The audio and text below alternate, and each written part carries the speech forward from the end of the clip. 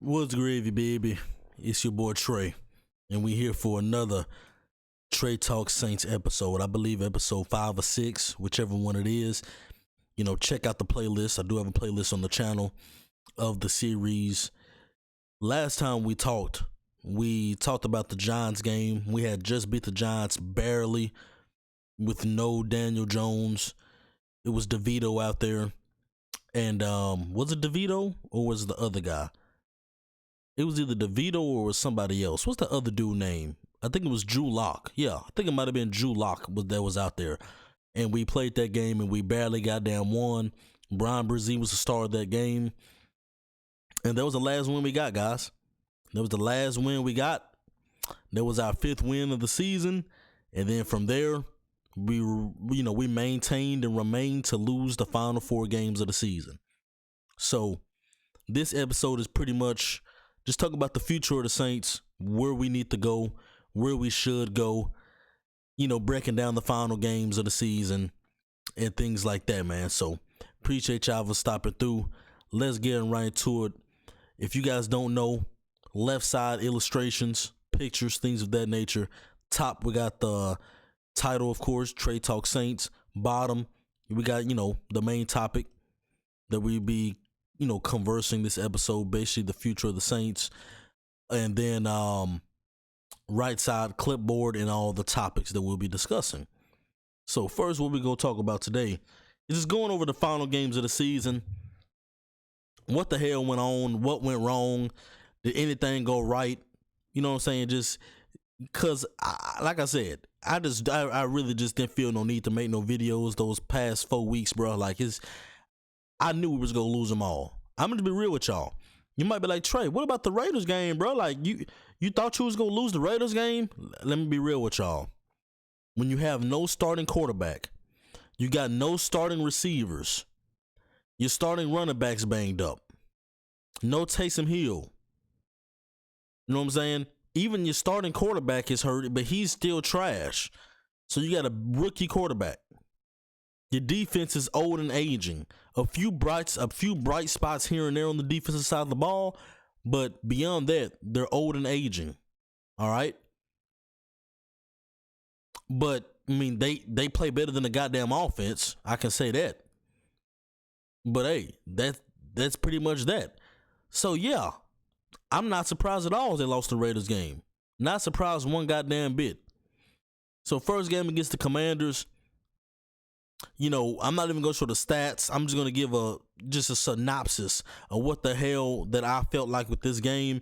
This game against the Commanders, pretty much, it was a typical Saints game where they give you hope and then they let you down at the end. It was a very competitive game. The Saints hung around the whole game. They made the Commanders fight like hell. And eventually, we got down to the point to where Spencer Rattler made a heroic final drive down the field, got us a touchdown, and then we went for 2 points. We went for a 2-point conversion, and we did not make it. We went for the win. We didn't make it. I believe it was the right call. We had all the momentum. Guys. You know what I'm saying? So I just felt like that was the right move. Win it at home. Just get it over with. Because in overtime, I see no way we win that goddamn game. I just don't, bro.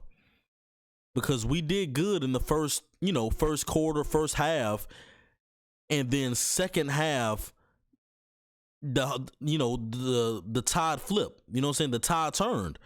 Jane Daniels started heating up. He started cooking, started dyeing us up, started running out the pocket. He started doing all the stuff that I feared that he would do. And they pretty much had the better second half. So I felt like, bro, let's go ahead and end this goddamn game. That was the right decision. But it was a stupid play called by Clint Kubiak. Very stupid 2-point conversion we went for. So the touchdown, they did a bootleg to the right side of the field. A goddamn bootleg. They did a bootleg to the right side of the field. Which, it worked. It worked for the touchdown. But why the hell would you go back to it and try the same? You pretty much tried the same play again the next goddamn play. So I'm going to just show a quick clip of the play I'm talking about. So you can see Juwan Jennings, he's breaking to the outside on the play.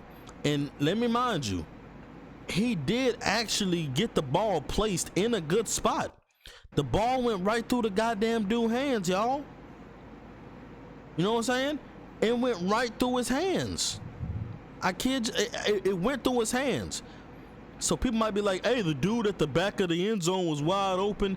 Dudes might say that, but the only reason he was wide open is because the corner that was guarding him actually came down because he saw Spencer Rattler was about to throw the ball to Juwan Johnson. All right, that's the only reason he came down and tried to make that play and he left him, is because the corner saw that was where Spencer Rattler was going with the ball.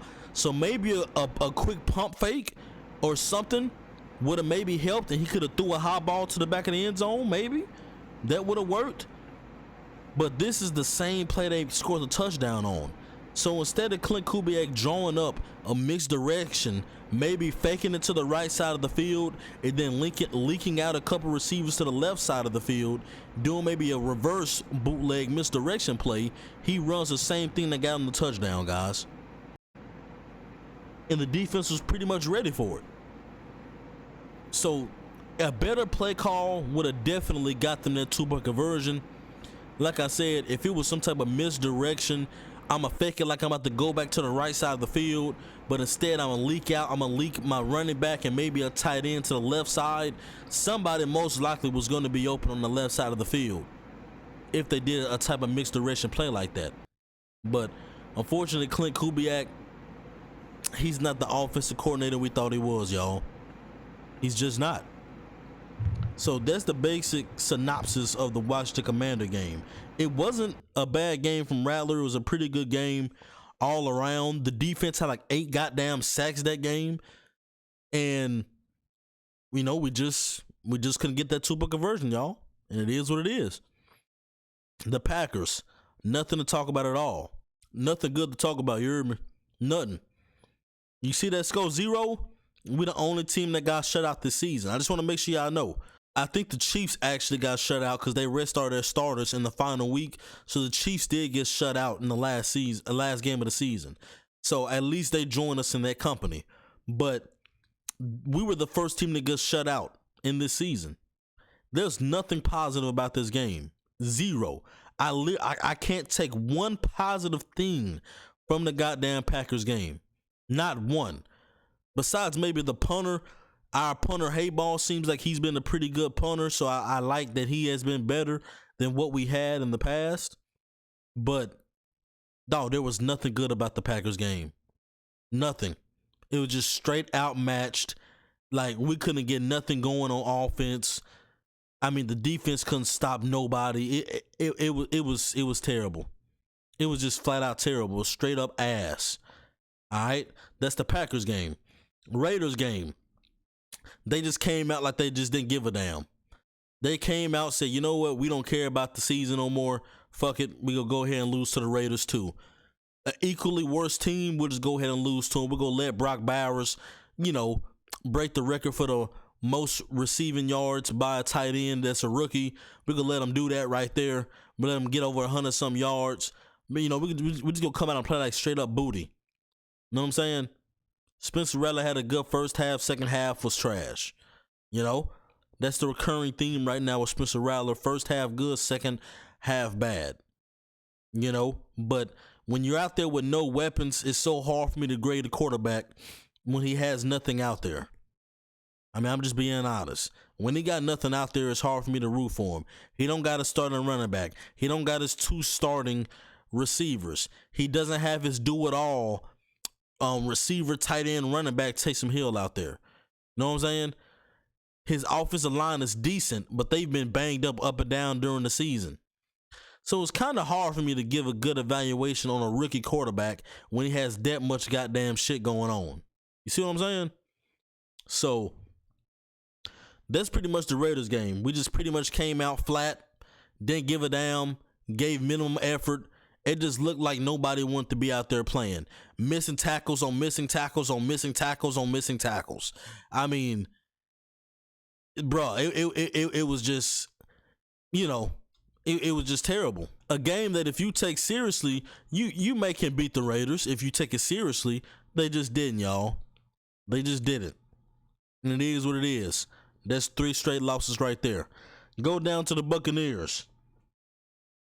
I mean, hey, this game is whatever. A beautiful first half.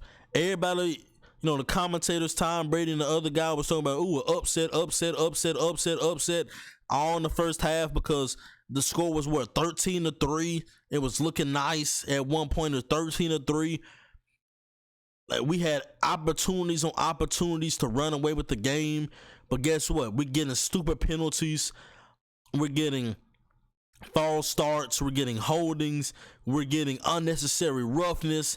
We're getting all these different goddamn penalties that's just keeping us away from ultimately maybe running away with the game. And, eventually the Buccaneers came back. They took advantage. They came back. They caught fire. Baker Mayfield ran for like 60-something yards rushing. He was dotting us up the field. He was getting all these third down conversions. He was damn near perfect on third down. We couldn't get him off the goddamn field. You know what I'm saying? And ultimately, they end up catching a lead on us. We had a chance in the final drive, but Spencer Rattler missed some throws. The pressure got to him. He started missing some easy throws, and pretty much there's the game. And at the end, Mike Evans needed like 5 yards to get another 1,000-yard receiving season to tie Jerry Rice for the most consecutive 1,000 yards receiving seasons. He had a chance to tie it up, and Buccaneers being bitches, they came out there. Of course, they wanted to let him get it, so they went on, ran a stupid ass little pick play that the Saints just allowed him to do it, and he picked up like 7-8 yards. And there you go. Mike Evans ties Jerry Rice for the most consecutive 1,000-yard seasons. Because, the Saints, they don't have the type of culture and fire they used to have. Back in the day, you know what would have happened? We would have lined up 3 people on that motherfucker. We would have lined up 3 people on his ass, and he wouldn't have been able to get that shit. You hear me? Or we would have popped his ass at the beginning of the play. As soon as the play snapped the ball, as soon as he started running, we would have lit his ass up. Pass interference, even before he could have got the goddamn pass off. We would have popped his ass. You hear me? Like, we would have did something to make sure his ass wouldn't have got that 1,000 yards. We would have did something. But hey, unfortunately, we don't got that type of, we don't got that type of fuck you attitude that we used to have back in the day. You know what I'm saying? We don't got that no more, dog. We don't got that type of mentality where it's fuck you.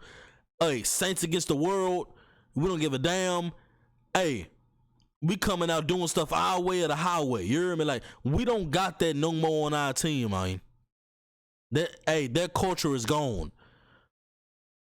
But I know if there was Sean Payton or even coaches before Sean Payton, the old school defensive coordinators we had, they would have made sure Mike Evans' ass wouldn't have gotten that bullshit. But hey, congratulations to you, Mike Evans. Very good job, Pat Statting, and he's gonna be a Hall of Famer now. Great longevity. I mean, outside of the Buccaneers, nobody really sees him as really that guy. But hey, he's been a consistent 1,000 receiving guy. It is what it is, whatever, bro. So that's pretty much the Buccaneers game. So you guys kind of see it all unfolded. We had a little hope after the Giants game, and maybe if we win the rest of the games, we get 9 wins. Maybe 9 wins will be enough.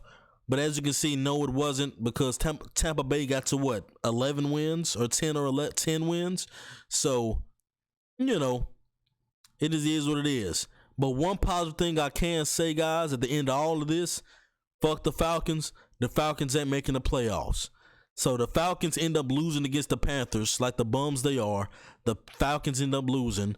So, they lost twice. You hear me? They lost twice. They lost because we lost against the Buccaneers. They missed the playoffs. And then they lost against the Panthers, which means they lost again. So they really lost twice when you think about it. So I'd rather the Buccaneers make the playoffs than the Falcons. That just is what it is. You hear me? So, yeah. Tough titty Falcons. But I will say that y'all have a better future than us right now. Y'all actually have offensive weapons that y'all can count on a daily basis. You actually got a quarterback that looks like it got some very good high upside. Y'all got a defense that's not too shabby. So y'all future honestly looks brighter than ours. I will give y'all that, Falcons. But hey, y'all at home with us. So let's get it. 2-5 since y'all came to the Dome with that bullshit. You know what I'm saying? So that's pretty much that for the game recaps. Second thing I want to get into is Mickey Loomis. What will Mickey do? What is he going to do, guys? Because this team needs an overhaul everywhere, y'all. We need a new head coach. We need a new quarterback. You know what I'm saying? We need more weapons offensively because Taysom Hill is aging and getting injured more. Kamara is aging and getting injured more. Olave and Shaheed are consistently banged up. Defense is old and aging. They old and aging, bro. You know, we got a few spots here and there. You know, Brian Rizzie looking good. You know, I like, what's the dude name? Is Will, what's the goddamn DB name? Will Harris. You know, I like Will Harris. You know, I like Kool-Aid McKinstry. You know what I'm saying? You know, Granderson, he's an okay player, high motor. You know, DeMario Davis still putting in work. Pete Warner, you know, he's up and down. So it is kind of like, dog, the defense doesn't have a lot of bright spots either. So Mickey's going to have to be very, very aggressive and free agency number one. You're going to have to get rid of people. You know, I would say Tyrann Mathieu probably has to go. Honey Badger's one of my favorite players of all time, going back to LSU days.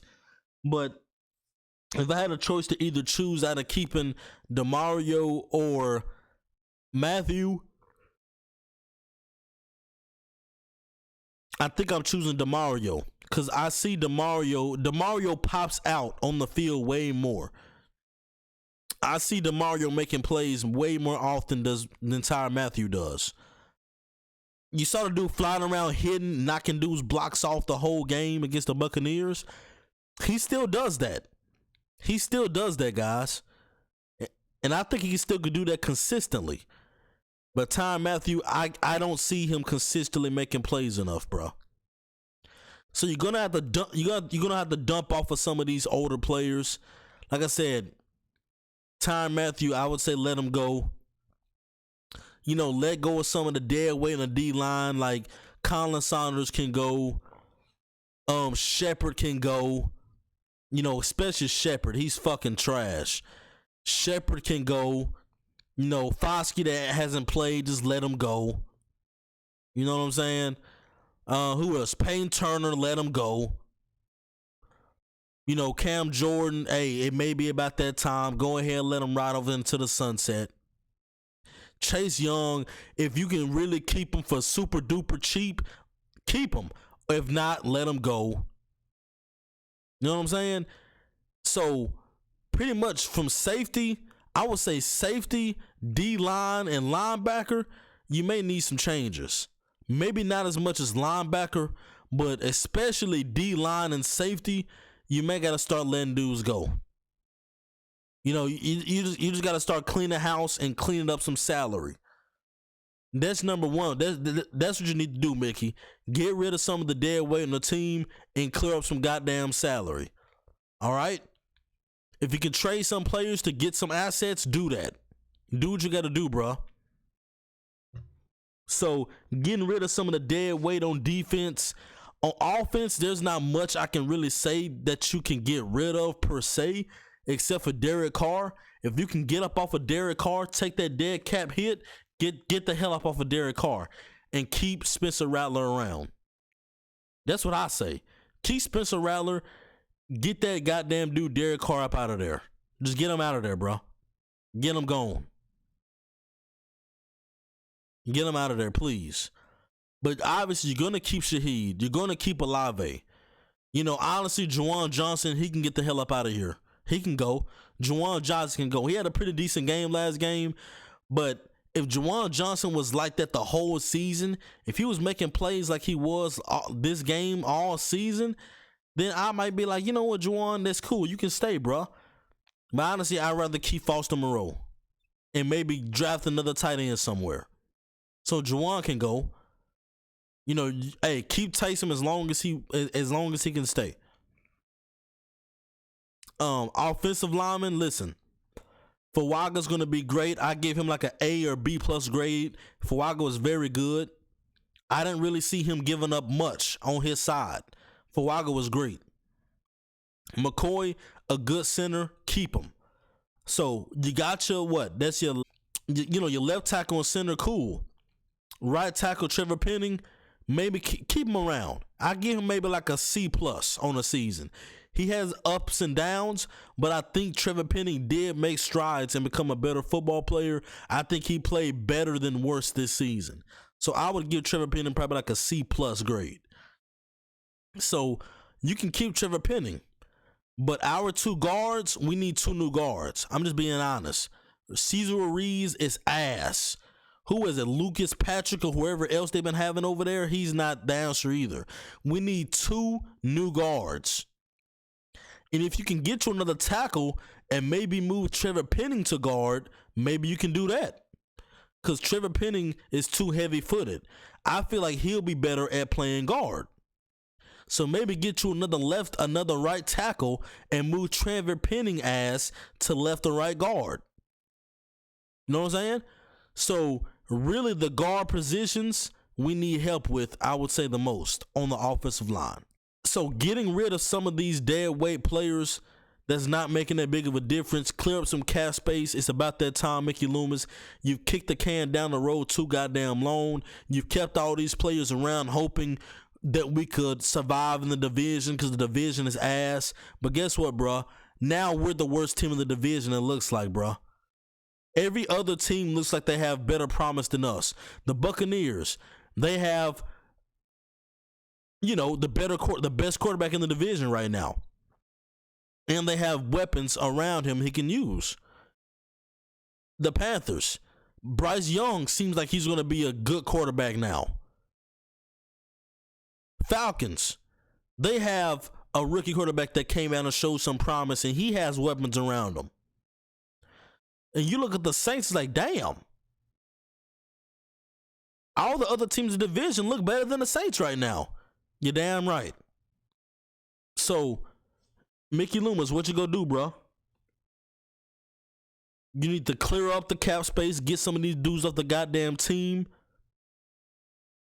You need to do another better draft class. As you guys can see with this illustration here, this draft class right here. We need another draft class like this, guys. 2017, Marshon Lattimore, a hit. Ryan Ramczyk, a hit. Marcus Williams, a hit. Alvin Kamara, a hit. Alex Anzalone, a hit. Trey Hendrickson, a hit. You heard me? Muhammad, seventh rounder, whatever. What round was he? I don't even know what round he was. Pick 196. Okay, Al-Quadin Muhammad, not much. But, bruh, we hit that whole draft. We're going to need 2 drafts just like that. We need 2 back-to-back drafts that we can get 5 players that can make an impact immediately. Because this draft right here, we literally had 6 players that could make an impact immediately. So we're going to need a couple drafts. Maybe you don't have to hit as good as this one, but your next couple drafts are going to be paramount, bro. You're going to need to have a couple drafts in a row where you hit on 3 to 4 players. 3-4 of them. So by the time we get 2-3 years down the road, we actually maybe got about 6 or 7 players that we really, really have groomed and are ready to go. So the draft is going to be very, very important, bro. As far as where we should go, it's tough, guys. We need every goddamn thing. We need another receiver. We probably need another running back. God knows we need another quarterback, but quarterback's probably going to have to, we're probably going to have to wait on the quarterback for now. So let's push quarterback to the side. We need another running back. We need another receiver. We need a tight end. We need guards. Okay? Go to defense. We need another D tackle. We need another edge rusher or another couple edge rushers. We need another corner. We need another safety. We may need another linebacker. We need a lot, y'all. We need a goddamn lot, y'all.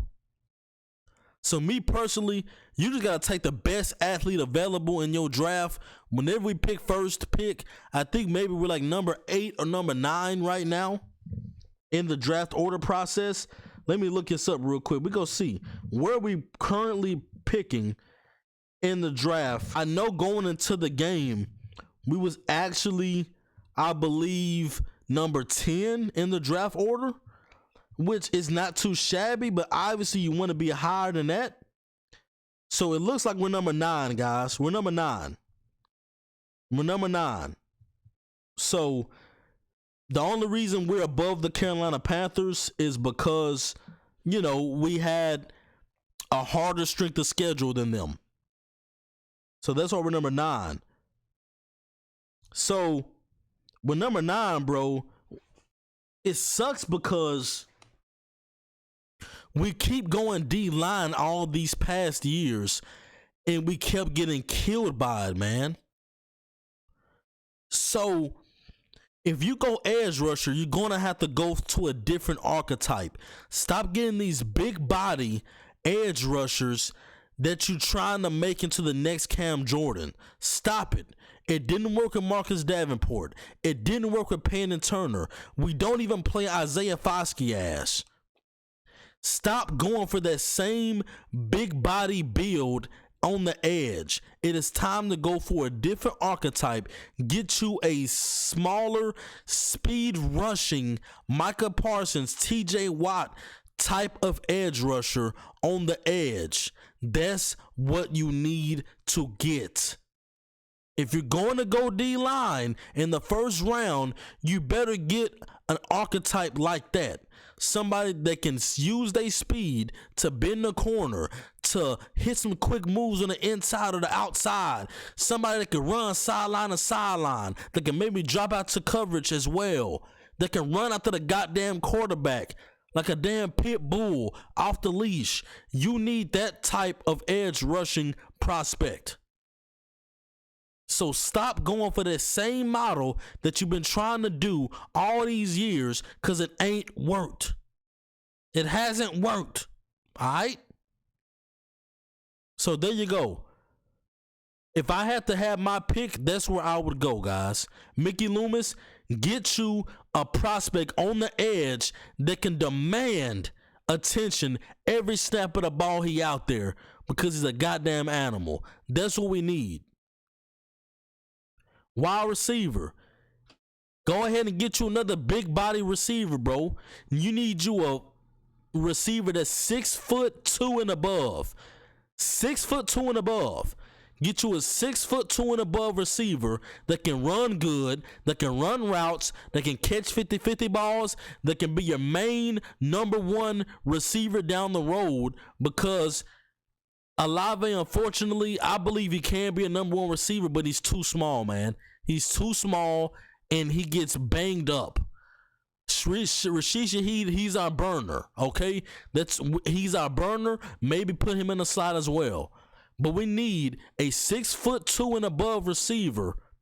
Maybe even 6'1" or something, that can be our every down receiver that we can depend on everything. Get you that for a receiver. All right, that's probably where I would go number 2, and then number 3. The third pick, I probably would go D tackle. Get you a big body D tackle to clog up the middle to help to stop the run game. Put somebody beside Rizzie that can stop the run. All right, we need a big ass boy like Vita Vea in the middle. That's what we need. Then after that, I'm probably going safety.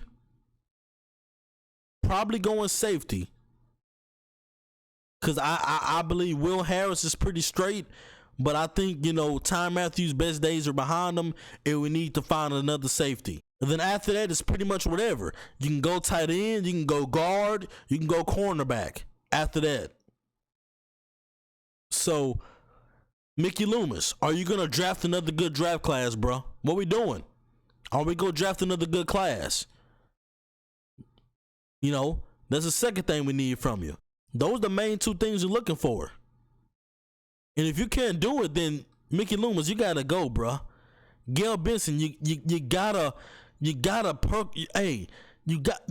get big on him, and you gotta tell this motherfucker you ain't doing what you need to do for this team. You got us in cap hell.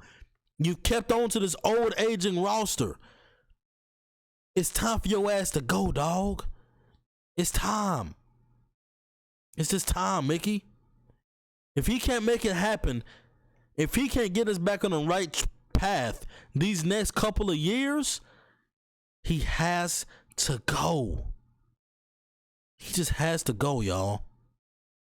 He just has to go. His future is in our hands, and our future hasn't looked this slim in a long time.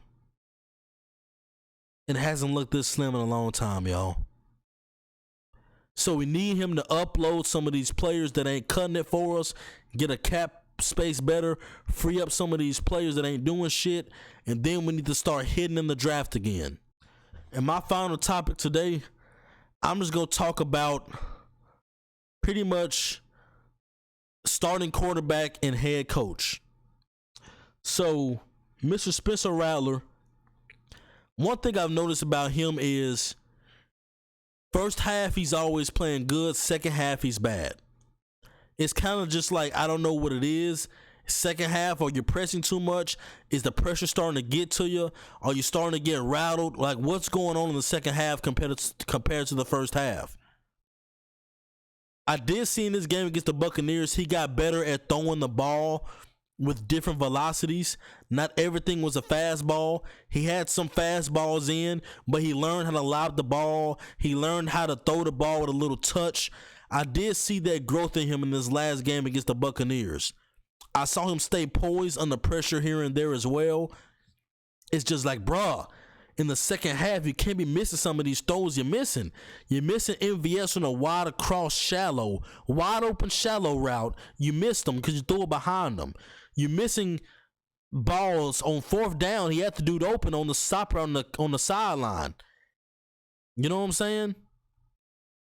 So it's like all the throws you was making in the second half, you started missing in the first. All the throws you was making in the first half, you started missing in the second half. So what is going on with that issue? Is it mechanics? Is it your mental? What is it, man? What is it?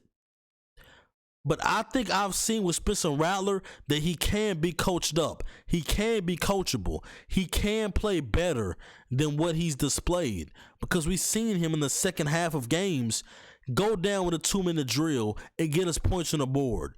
Like, I've seen him get out the pocket, make good plays. Get out the pocket, make some good yards. Under poise in the pocket. I've seen him do it. It's just, can you do it for a full game with him? Can you do it for a full game? And he's a rookie, guys. He didn't even start the whole season. He started maybe about, 40% of the season he started. So I say get Derek Carr ass out of here. You know we're not winning with Derek Carr. He's not a winning quarterback. It's not happening.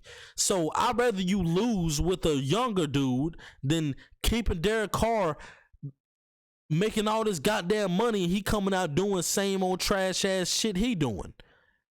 So Keep Rattler around. Let him grow. See if a full season with him shows you that, hey, maybe this dude can be the next goddamn quarterback for the Saints in the long run.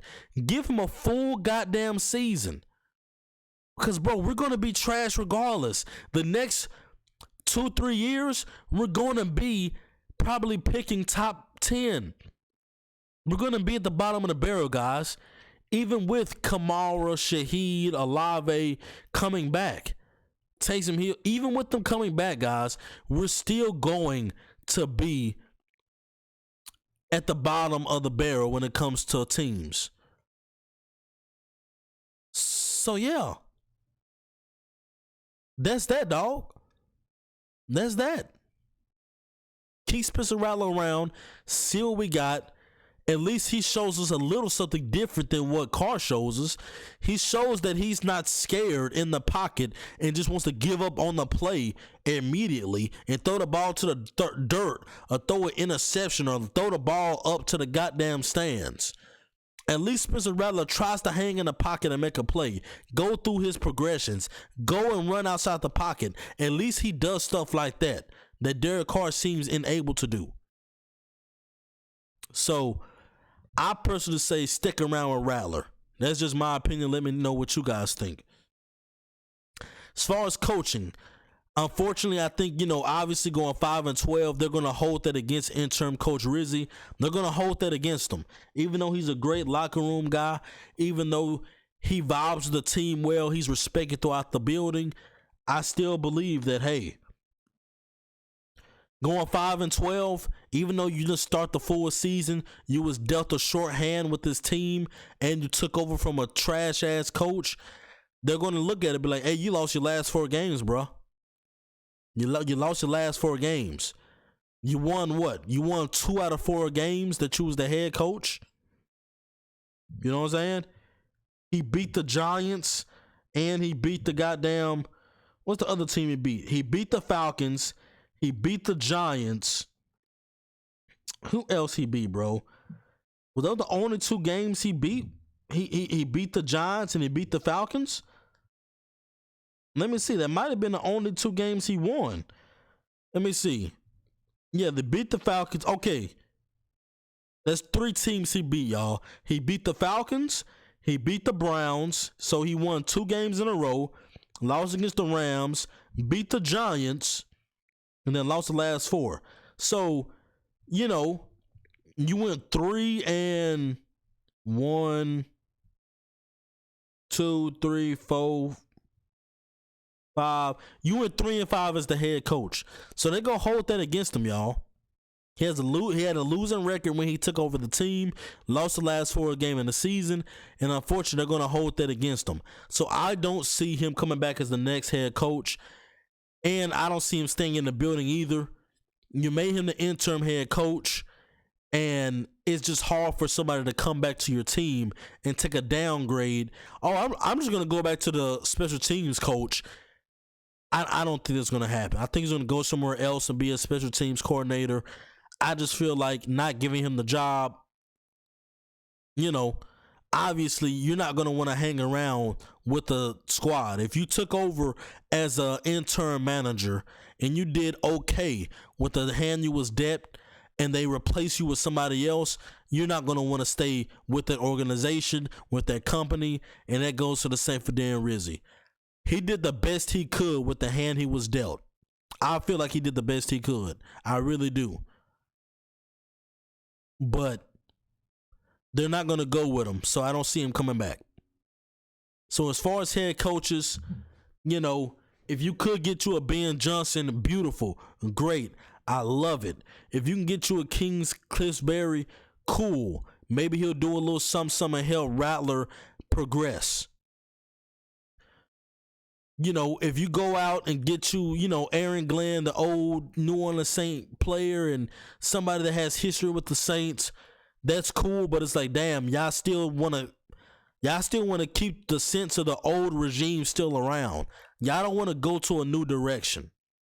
You hear me? Mike Vrabel, I would love, but it seems like he's probably going to the Patriots. Mike McCarthy, please, God damn it, no. No, no, no. Don't get Mike McCarthy, please. Please. Please. What about a defensive guy like Brian Flores? What about him? I wouldn't mind having Brian Flores in there. I wouldn't mind it, honestly. But I feel like we need to get an offensive coach, in my opinion. We need an offensive head coach that can change this offense around and that can get the offense flowing better. Because the defense, I just feel like if you keep Joe Woods as the defensive coordinator, I feel like he's fine. I feel like he'll still be fine coaching the defense. But I feel like offense, that's where you need the biggest coaching change, is when it comes to the offense. You may need more help on the defensive side of the ball when it comes to the players, but in terms of the coaching, I feel like you need more help coaching on the offense. But hell, the defense the defense needs better tackling. They need to tackle better. You hear me? Like, the tackling was terrible this goddamn season, y'all. But I feel like you go towards the offensive way, get an offensive coach, see what you can get, or just go out and get you a pure motivator. Mike Vrabel, he's just a pure motivator. That's basically what Dan Campbell is, a pure motivator that's going to come in and motivate. He's going to have his defensive coordinator. He's going to have his offensive coordinator. And, yeah, he's just going to motivate the hell out the team. And he's going to just lead them in. So I feel like either the Saints go that direction, get them a guy that can just lead the team and be the leader, or get you an offensive coach. But I feel like you just need everything new, bro. Get rid of Cliff Kingsbury. Get rid of Mike Rizzie. Get rid of Joe Woods. Get rid of the whole goddamn coaching staff. And let's bring a head coach in and let's let them fill out their coaching. Let's start off from scratch. We need to bring a new identity on this team. We need to bring the New Orleans Saints culture back. And the only way we bring that back is if we clean house and bring somebody in that can reset that culture. And I believe a coach like Mike Vrabel, that's the guy I really like. I feel like he could do that with the culture. But I just don't see him coming to the Saints. But if you bring Aaron Glenn in, oh well, fuck it. Please don't bring Gruden. No. Those are my two hell no's. Gruden, hell no. Mike McCarthy, hell no. Please, no. Please, no. Okay? Don't do it. Damn. But I really don't think Ben Johnson's coming to the Saints. I don't think Mike Vrabel's coming to the Saints. But if you can't get those guys, then, man, I probably will honestly say, dog, maybe going, if you want to go offense, maybe you look into, maybe look into Liam Cohen, the Tampa Bay Buccaneers OC, or maybe looking to Bobby Slowick, the offensive coordinator, the OC for the Houston Texans. If you can't get Ben Johnson, maybe those two are the best other options you can go. Or Cliff Kingsbury. Okay? So if you want to go offense, these are my top choices. Cliff Kingsbury, Bobby Slowick, Liam Cohen. All right? But if you want to go defense, Aaron Glenn or Brian Flores. All right? But if you want a coach that's going to come in and change the identity and be that culture shift, then that's Mike Vrabel. But unfortunately, I just don't think he's going to come to the team. I just don't think so, man. He's the only coach that's going to be available that can do that. That can come in, reset the culture, and bring in an offensive coordinator of his choosing, bring in a defensive coordinator of his choosing, and turn it around. But that's pretty much that, guys. That's my thinking on the coaching search and who I think should come. So, guys, I just want to let you guys know it's going to be a dark, hard road for the Saints these next coming seasons. I believe we won't be good again until maybe 3 or 4 more years. And that's only if Mickey Loomis does the right thing. If he gets rid of players, clears the cap up, get rid of players we don't need, start drafting better, make the right move when it comes to the head coach. If he does that, then the Saints in 3 years can actually start looking like a football team again. But I just want to keep y'all prepared, guys. These next upcoming first 2 seasons is probably going to be pretty shitty. All right? I just want to make sure y'all are prepared and that y'all are ready. Because these next 2 years, I feel like going to be pretty tough. Pretty tough. And if we look back on this in 3-4 years from now, we're still trash, then it gives your answer that Mickey Loomis should have been off the goddamn team. So hopefully we don't look back 3-4 years from now and we're still ass. Hopefully we made correct decisions and we're ready to compete again. Because I believe that's what we're looking at, guys. 3 to 4 years. 3 to 4 years, y'all. So let me know what you guys are thinking when it comes to the Saints ending off the season. Thank God the year is done. Thank God we don't have to watch any more of this team ruin our days. Thank the Lord. This time for stressing over this team is done. Now we're looking towards the off season. What can we do? What can we do? And the first thing is going to be, who the hell is going to be the new head coach for the Saints? After the coach, we're going to see what direction this team wants to go. Because the coach is really going to tell us a lot. Whoever we choose, whoever that is chosen by Mickey Loomis as the next head coach of the Saints, that's pretty much going to show what type of path we want to go on these next coming seasons. So let me know in the comment section where you think we should go when it comes to coaches, when it comes to the draft, who should we be drafting? Mickey Loomis, do you have faith in him? What you guys think about the season as a whole? Just leave a comment, bruh. Let me know how you guys are feeling, Who Dat Nation. But I just want y'all to gear up. It's probably going to be a long 3-4 years, guys. So be ready. All right? Just be ready. But that's it, man. Any other crazy news that come out for the New Orleans Saints, I will be posting. We're in the off season now, so when it comes to players being released and getting kicked off the team, us picking up free agents, us drafting, us getting a new coach, whatever type of big moves like that happens, it will be here on Trade Talk Saints. Appreciate y'all for stopping through.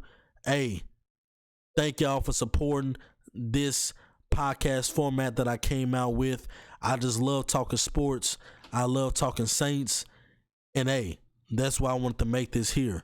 Just to have this outlet to be able to speak on my favorite team in my life. And hopefully they're your favorite team. If not, hopefully you just like the insight that I give on the Trade Talk Saints podcast, man. But till next time, it's been your boy. Y'all stay blessed. I guess let's see where we go from here, Saints.